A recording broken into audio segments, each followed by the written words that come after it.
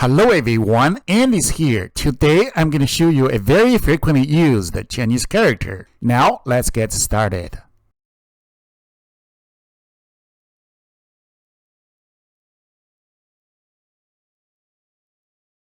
The character we're about to learn today has two different pronunciations, do and du. From the animated image on the left, you can see this character is composed of 10 writing strokes with the left and the right structure. The part of speech of this character is adverb or noun.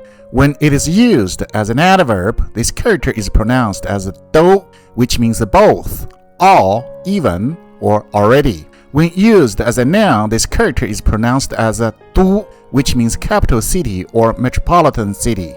This character is listed as one of the most frequently used beginner level 1 characters in the Chinese proficiency test, namely HSK. The writing stroke order of this character is indicated as follows.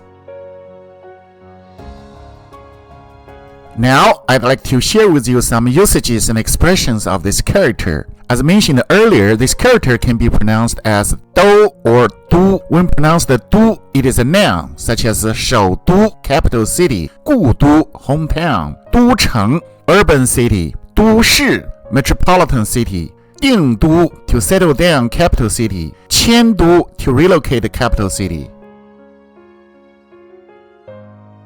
For beginner-level learners, it's more important to learn the usage of this character as an adverb, which is pronounced as do. Now, I'd like to give some examples of this character, which is used as an adverb. 古典音乐和流行音乐我都喜欢. I like both classic music and pop music. The character do here means both in a sentence.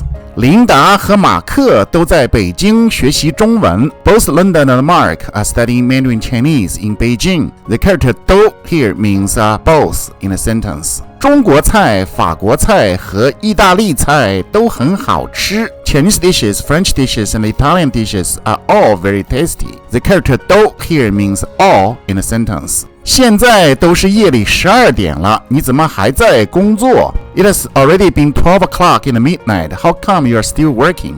The character do here means already in a sentence. 这个冬天一点都不冷. This winter is not cold at all. The character do here in a sentence means even.